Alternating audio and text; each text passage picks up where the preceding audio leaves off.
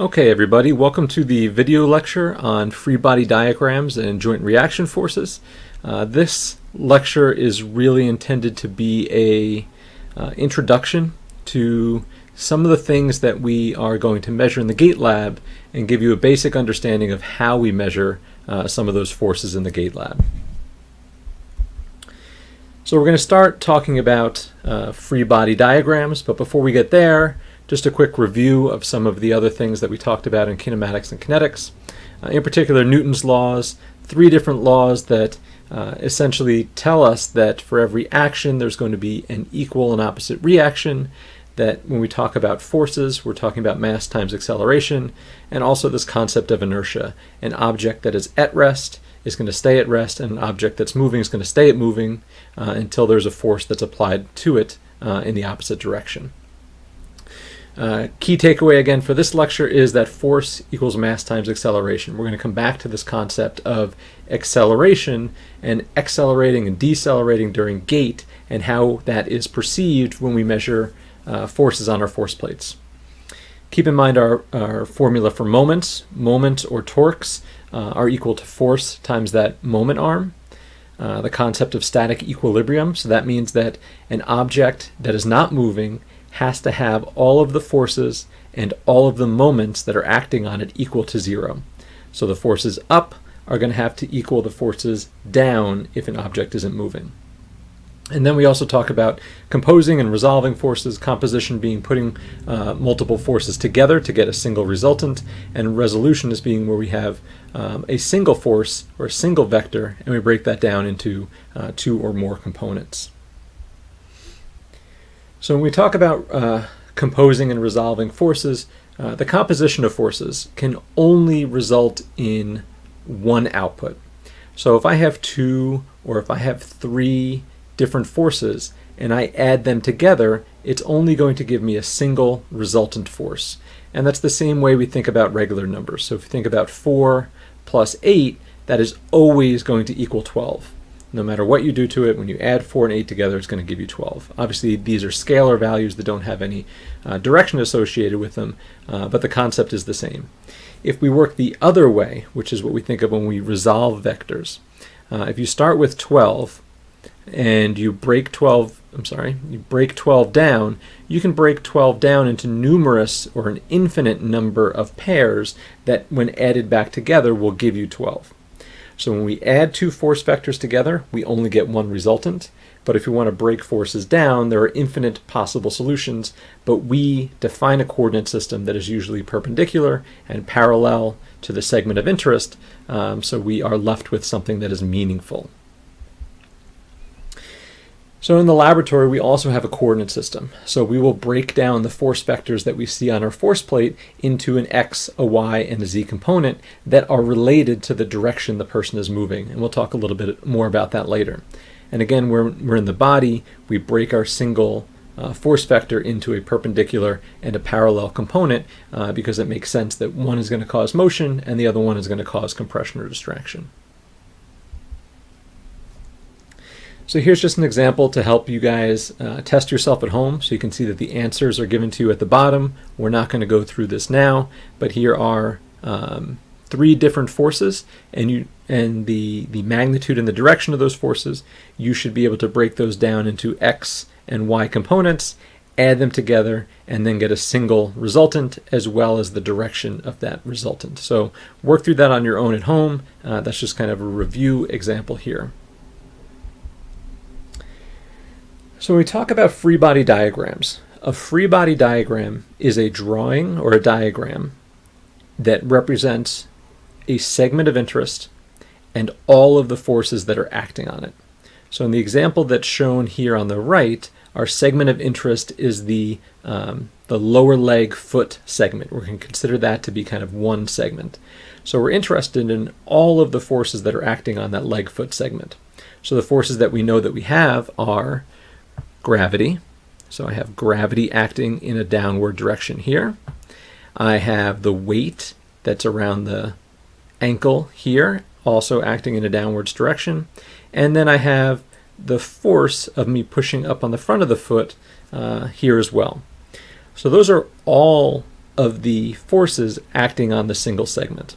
I'm not interested in the force of the foot being applied to the hand, so I'm not interested in the forces being applied to the hand. I'm only interested in the forces acting on my segment of interest, which is the lower leg and foot here.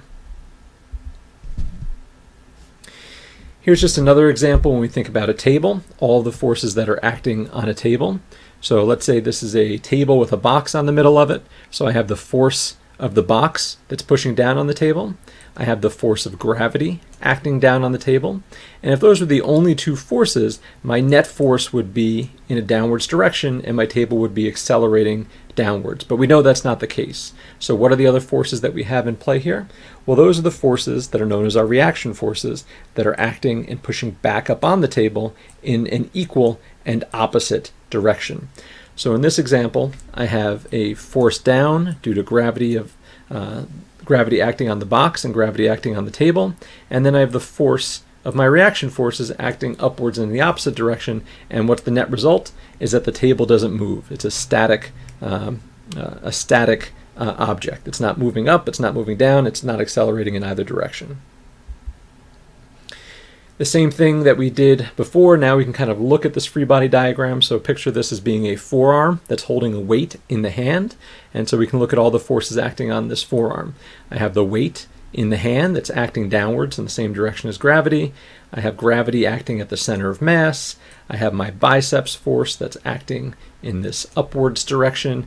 And then I also have the joint contact force that we talked about last class, which is that compression force between the forearm segment and the humerus. So it's the humerus pushing back into the forearm. And again, that joint contact force is balancing the forces out because our forearm is not accelerating through the air. So let's kind of solve for one of these problems using a free body diagram. So here we have a situation where we have an individual who is pushing on this child, and she's pushing in this direction. And you can see that represented by this red arrow right here. So those are the forces that she's applying to the child. The vector's already been resolved into 40 newtons in this direction and 10 newtons in this direction. If that was the only force, the child would be accelerating and moving off of the chair. So I also have a reaction force between the child's butt and the chair. So this is the force of the chair pushing back onto the child. And you can see that represented by this arrow here. So I know that it's going to have to be a force in this direction and a force in this direction, but I haven't found the magnitude of either of those forces yet. And I know that the weight of the child is going to be 200 newtons. So this is a static problem. The child is not accelerating off of the chair, right? They're staying on top of the swing. So I know that the sum of my forces are going to be equal to 0. So the sum of the forces in the x direction is going to have to be equivalent to 0. I know one of the forces in the x direction, which is 40 newtons. That's how much the mother is pushing onto the child in this direction. So if I do the sum of the forces in the x direction are equal to 0, that means the sum of the forces in the x direction are equal to the reaction force in the x plus 40 newtons are equal to 0. Simply means my reaction force is going to be negative 40 newtons. And in my coordinate system, a negative means points to the left because I've defined positive 40 newtons as pointing to the right. Then I can do the same exact thing for the y component, right? The sum of the forces in the y have also got to be equal to 0. And I know the weight of the child acting in a downwards direction is 200 newtons, and I know that the force of the mother is pushing up at 10 newtons.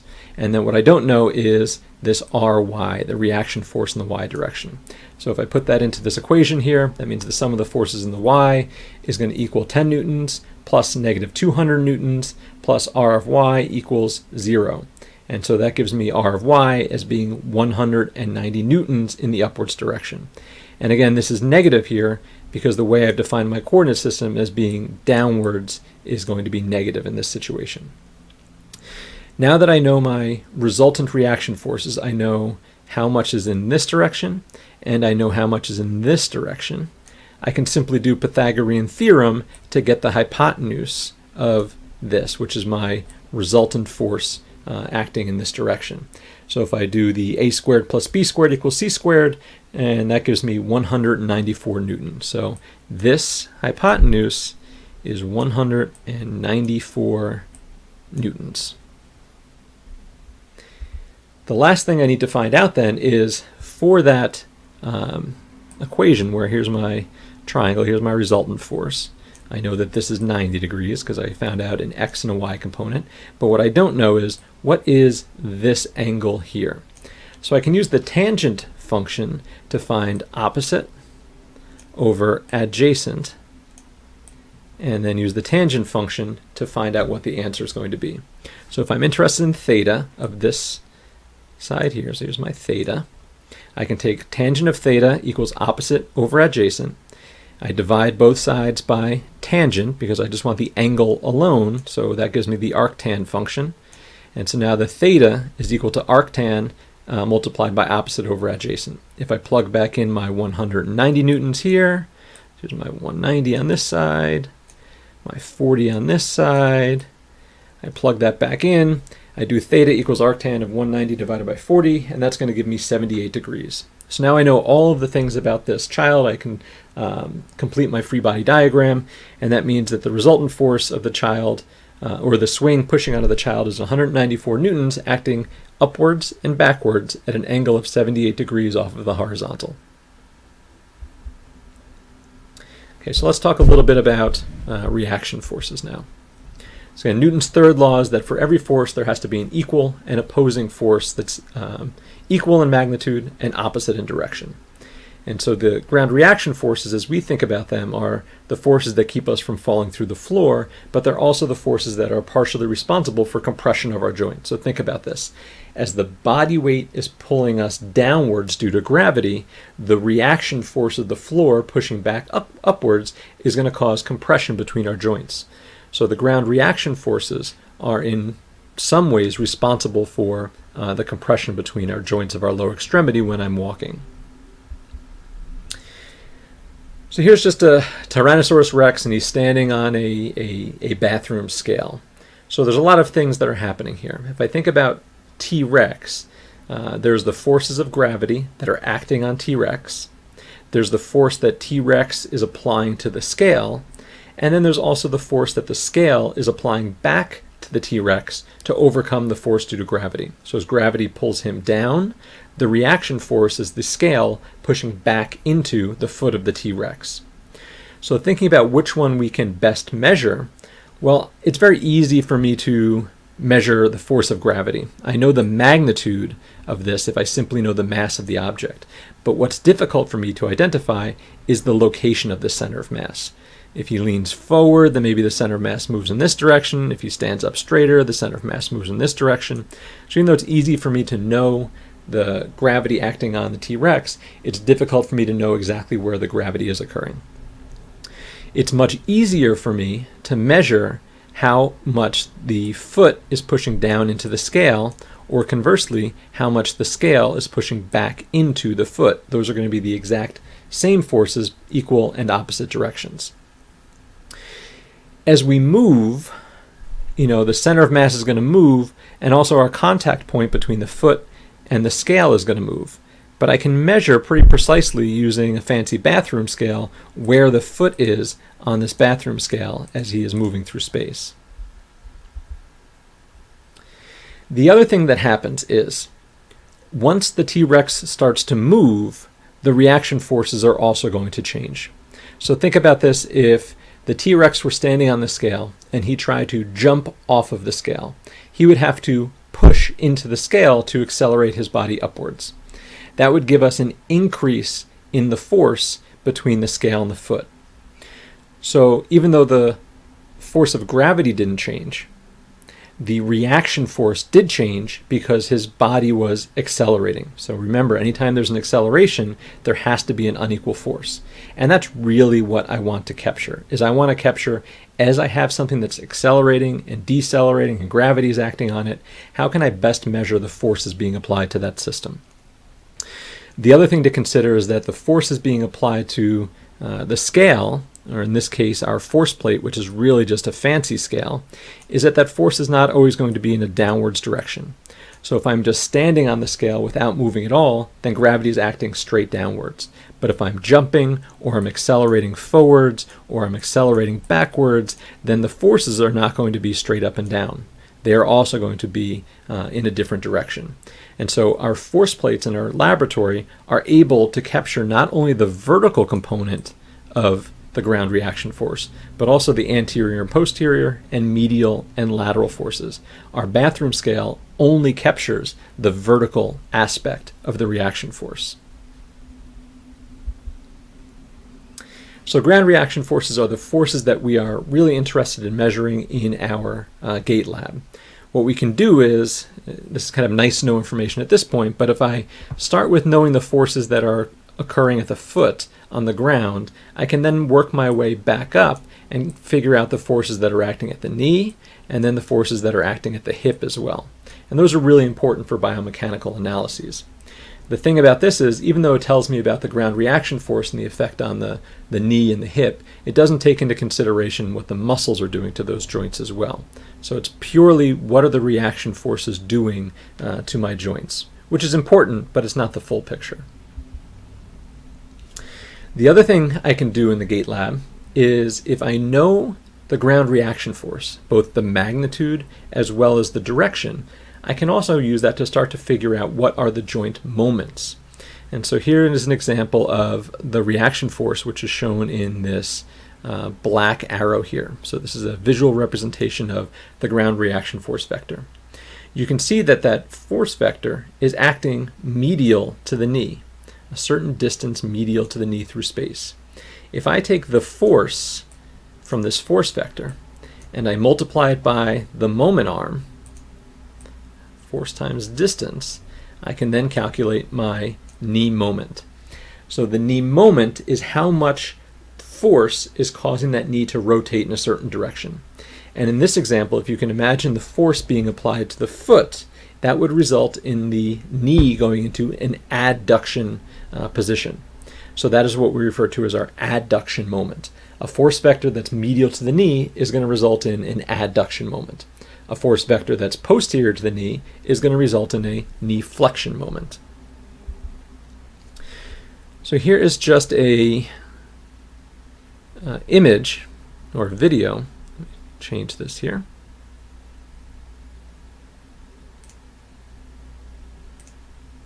So here is a video where we are looking at a visual depiction of the ground reaction forces underneath each of the legs as the person is walking on a treadmill.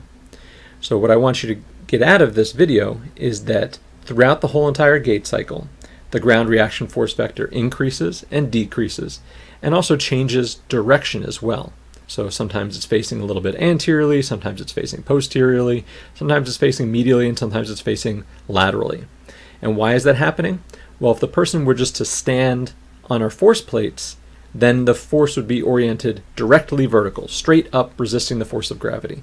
But that's not what happens, right? Our body is accelerating and decelerating with every single step that we take, so the force vector has to increase and decrease in magnitude and also change in direction to counteract those accelerations and decelerations of the body. So here's just the ground reaction force vector that's shown at 3 different points in time in the stance cycle. So at the top left, you can see the direction of the ground reaction force when the foot hits the ground during loading response, and it's oriented a little bit posterior to the knee. That means it's going to result in a little bit of a knee flexion moment and cause the knee to flex. That's why we need our quadriceps in the beginning portion of the gait cycle to overcome that knee flexion moment. As we get towards mid-stance, the ground reaction force vector falls anterior to the knee. That means that we don't need our quadriceps anymore because there's a knee extension moment that's being generated. The knee is passively going to extend, and I don't need my quadriceps to overcome any knee flexion moment. And then as we get towards the end of the gait cycle, 2 things to notice are the vector becomes a little bit more anterior and also becomes larger. That's the portion of the gait cycle where I am accelerating forward. Right? So if I'm accelerating forward, that means I'm pushing down and backwards into the ground. So the reaction force is going to have to be upwards and anterior. So if I have a net unbalanced force, meaning that the ground reaction force is greater than my body weight, that means I have to be accelerating forward. And that's what happens at the end of the gait cycle. We push off into the ground and accelerate our body forward for the next step. So keep in mind that the ground reaction force is a vector, just like any of the other vectors that we talked about. And so we can break that single ground reaction force vector into its components. And those are going to be an x, a y, and a z component. And I break it down into the coordinate system that makes sense to me. So when we talked about breaking down the force vector of muscles in the forearm, for example, we broke it down into a perpendicular and we broke it down into a parallel segment.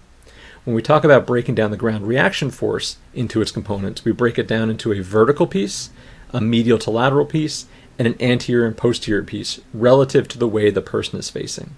That makes much more clinical sense because I can talk now about the forces that are pushing me upwards or accelerating me upwards, the forces that are pushing me anteriorly or posteriorly, or the forces that are pushing me medially or laterally. So this is what it looks like if I break down that vector into its individual components. I can plot the x, the y, and the z component of that vector over time. So this is a time series curve, just like we looked at the other day, where we looked at knee joint position over time. Here what I'm showing you is the forces that are applied to the body, or in this case, the ground reaction forces that are applied to the foot over time. On the left side, you can see that we have the vertical ground reaction force. The units are percentage body weight. So if the person were just standing still on the force platform, you would see a flat line at 100% of the body weight. That means that the ground is pushing back up at 100% of our body weight. So as gravity pulls us down, we are being pushed back into by the floor at 100% of our body weight. Equal and opposite, that means I'm not accelerating or I'm not moving. But when we are walking, we have these periods of fluctuation where the force is going to go up, where the force is going to go up and the force is going to go down. So this period of time up here, what am I doing? Well, I'm landing with my foot on the ground and I am decelerating my center of mass as it drops towards the floor. That means that my orientation of my force vector is upwards. So I have to have a force that's greater than my body weight to decelerate my center of mass. At the end of the gait cycle, here, I have another peak that's greater than 100% body weight. And again, as I mentioned before, that's where I'm pushing down into the ground to accelerate towards the next step. So I'm accelerating my body back up again by pushing into the ground, so I have a force vector that again is greater than 100%. And typically that max during walking you're going to see is somewhere between 110, 120, 125% of body weight. And then I can also break that down again into my medial and lateral components and my anterior and posterior reaction forces as well. And these are going to have both positive and negative peaks. Again, we define our coordinate system, so a positive might mean that the reaction force is pushing posteriorly, and a negative might mean that the reaction force is pushing anteriorly. But because it can change between anterior and posterior directions, it can have both a positive and negative value. So why do we have forces in all three directions when we're walking? Well, keep in mind it all comes back to the equation F equals ma. The mass of the individual is not going to change, so we can take that out of the equation here. That means that the force, the reaction forces that we measure, have to be directly related to acceleration. Acceleration of what? In this case, it's the acceleration of the center of mass of the body. So if the force, the reaction force, is greater than 100% of our body weight, that means I have to be accelerating upwards. Because if gravity is pulling me down at 100% of my body weight and the reaction force is pushing me up at greater than 100% of my body weight, I have unequal forces. And if I have unequal forces, I have to have acceleration. So again, that's what we have here. What's acting on the body? Gravity is acting on the body, but it's not the only thing. The center of mass is also accelerating and decelerating up and down. And so over here, that's reflected in points that are greater than 100% of my body weight. That means my acceleration is in the upwards direction. And then points that are below 100% body weight, that means my acceleration is in the downwards direction. And just keep in mind, that doesn't mean position. So the center of mass can still be moving downwards, But if it's moving downwards at a slower and slower rate, the direction of acceleration is still going to be up. So again, I know we mentioned this in class the other day, but this is one of the more difficult concepts. Even if your center of mass is moving down, the acceleration direction can still be upwards. Think about the car example. If we're driving a car forwards on the street and I slam on the brakes, even though the car is still moving forward, the direction of acceleration is backwards. So position and acceleration don't have to move in the same direction. For the anterior and posterior ground reaction force, well, the reaction force is not overcoming the force of gravity, right? Gravity does not act anteriorly and posteriorly. Gravity acts up and down. So if you look at the magnitude of my anterior and posterior ground reaction force, it's much smaller because it doesn't have to overcome the force of gravity at all. The only thing it's taking into consideration is the center of mass acceleration forward and backwards. So when my foot first hits the ground, think of this as our braking force. I have a force that's going to be pushing into the ground forward, but the reaction force is going to be pushing backwards at that time. So as my foot hits the ground, I'm pushing into the ground forwards, and the ground pushes back onto me backwards. In this case, I've defined to the left or backwards as being the positive direction. So I have a posterior ground reaction force that's slowing down my center of mass, or decelerating my center of mass, or accelerating my center of mass to the left. During the later portions of the gait cycle, this is where I'm pushing off into the ground, so I push into the ground backwards, the reaction force pushes me forward, and my center of mass accelerates forward. So I've defined a negative value in this case as meaning a force vector that's to the right or in the same direction that I'm walking. So I see a value that's negative. And we're going to come back and talk a little bit about the balancing of forces later on in this lecture. So one of the other things that's really important to do in the biomechanical realm is calculate joint contact force. And again, we did this already, so I'm not going to go through this equation with you here. It's all written out for you. We did it in a very easy situation where everything was at 90 degrees to one another. This one's just a little bit more challenging because the forearm is not 90 degrees relative to the biceps. So the only thing that means is you have to break down your forces into the components in order to solve this equation. So again, I'm not going to go through this with you now. Do this on your own. Make sure you can calculate this, but I do want to get to this question at the end, which is what factors can increase the joint contact force? So if I jump back a few slides here, this is a forearm segment. Here's our biceps force. Here's the joint reaction force. Here's the force of gravity acting on my forearm. Here's a weight that I'm holding in my hand. I want you to be able to look at this and say, okay, what factors are going to increase this joint reaction force?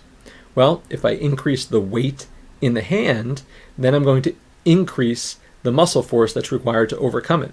So if I increase the muscle force, I'm also going to end up increasing my joint reaction force.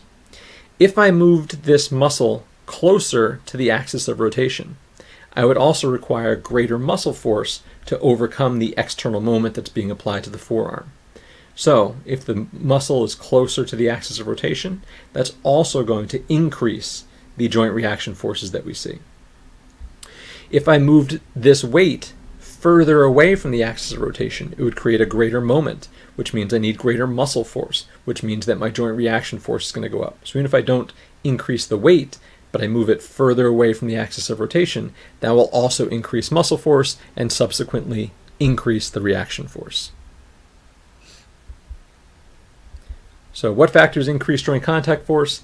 Essentially anything that's going to result in greater muscle force or the need for greater muscle force is going to increase that joint contact force. So I also want to touch on the concept of the base of support in this lecture.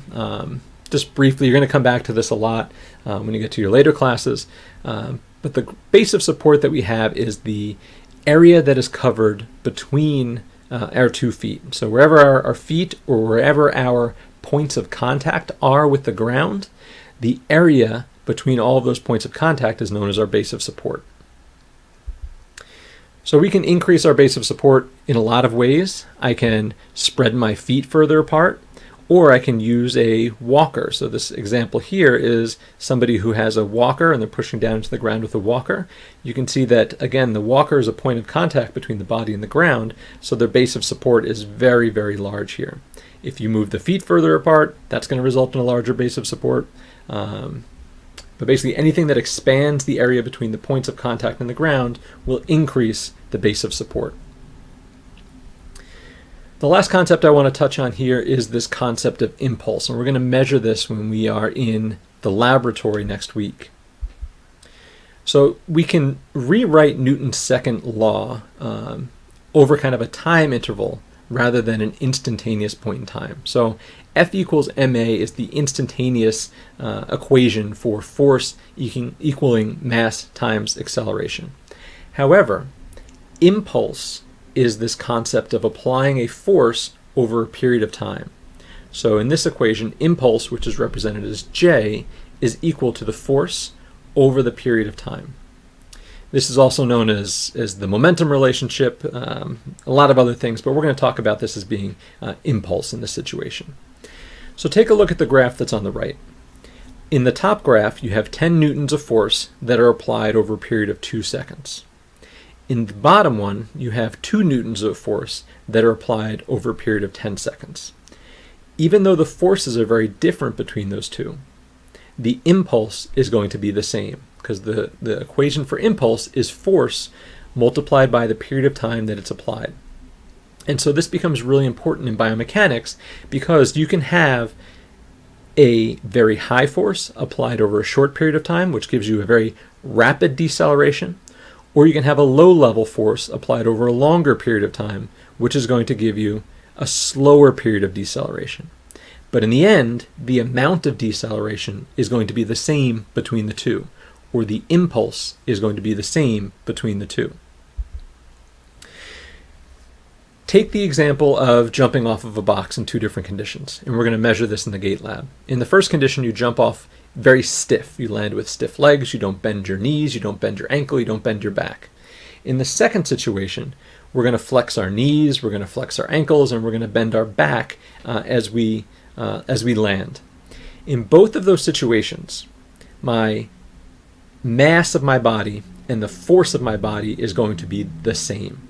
In both of those situations, I still have to decelerate the same amount of mass, but I can do it very quickly, or I can do it very slowly. If I do it very quickly in the stiff-legged condition, that means that I'm applying a very large amount of force in a very short period of time. In the second condition, I apply a lower level of force over a longer period of time. Both of those result in the same amount of deceleration. Both of those have the same impulse, but one required great forces and one required a small amount of force. Think about the tissues in our body. If our knee joint or our calcaneus can only resist a certain amount of force, well then I probably want to land in the second condition, a lower amount of force over a longer period of time. That might prevent me from fracturing my calcaneus when I land. Why? Because there's less force. But why do I need less force? Well, because I apply that force over a longer period of time. The impulse is still the same, the deceleration is still the same, but the peak force is going to be very different between those two conditions. If you look at the anterior and posterior ground reaction force when we're walking, if you took the impulse, or you took the area under the curve of the first and the second half of that gait cycle, you would see that that's going to equal 0. So I have the same amount of force acting posteriorly as I do acting anteriorly. If the sum of the forces is equal to 0, that also means that the sum of the acceleration is going to be equal to 0. So when I'm walking at a constant speed, or if I'm running at a constant speed, even though within each gait cycle I have a period where my center of mass slows down and then speeds up and then slows down and then speeds up, the net acceleration is going to be equal to 0. So if you're running at a constant speed, if you're walking at a constant speed, the net force in the anterior and posterior direction is going to be 0. If you were decelerating, so let's say you land on the force plate and then you decelerate very quickly, you would have a larger posterior ground reaction force than an anterior ground reaction force. That would result in a net unbalance of the force, where the posterior oriented force is greater. That means you'd have a net deceleration or a net acceleration in the opposite direction that you're walking or running. So just keep that in mind, and we're going to look at this in the gait lab as well, that in somebody walking at a constant velocity, even though there might be fluctuations within the gait cycle, the net force is going to be zero. The impulse is going to equal zero. So we will wrap it up there. We're going to take these lessons and we're going to apply them in a real life setting in the motion analysis lab next week.